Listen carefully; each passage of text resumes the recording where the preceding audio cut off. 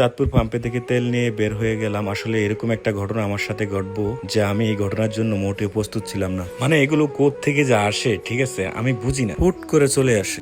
ভিডিওতে দেখা যাবে আসলে আমার সাথে কি ঘটনা ঘটেছিল।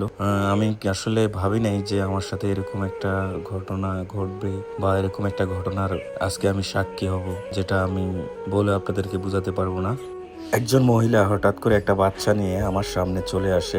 আল্লাহ বাঁচাইছে, অল্প একটুর জন্য বেঁচে গেছিল। তো আমি আজকে যদি হয়তো অ্যাক্সিডেন্টটা করতাম তো অনেকে বলতো যে বাইকারদের দোষ, বাইক উল্টা পাল্টা চালানোর কারণে অ্যাক্সিডেন্টটা ঘটে। এই যে দেখেন, এই যে এই মহিলাটা দেখতে পাচ্ছেন, এই মহিলাটা হঠাৎ করে রাস্তা ওভারটেক করতে গিয়ে আমার মুখোমুখি হয়ে যায়। ও কিছুই মনে করে না ব্যাপারটা। আজকে যদি সত্যি ঘটনাটা ঘটে যেত, আজকে অনেকেই বলতো তোমরা বাইক রাস্তাঘাটে উল্টা পাল্টা চালাও, এই কারণে অ্যাক্সিডেন্ট করো। আসলে এই যে আপনারা ভিডিওতে যেটা দেখছেন, এখানে কি আমার কোনো দোষ ছিল বা আমার কোনো রং ছিল?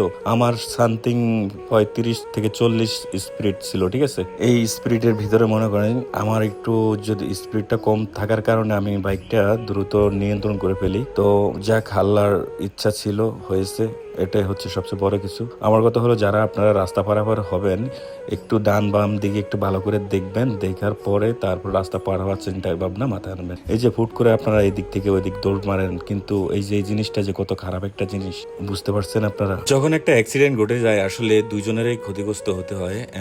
এখানে দেখা যাচ্ছে আপনার সবাই বাইকারের দোষটাই আগে দেখে। আসলে রাস্তায় যখন কেউ দেখে না, কেউ বুঝে না, হুট করে বাইকের উপরে চড়া হয়ে বসে। আর এমনিতে বাইকারদের একটু দোষ বেশিই থাকে, ঠিক আছে। আর যাক, আমার কথা হলো ভাই, আপনারা রাস্তা পারাবার হবেন, অবশ্যই হবেন, আপনার ডান বাম দেখে অবশ্যই রাস্তা পারাবার হবেন, এটাই আমার মেসেজ ছিল।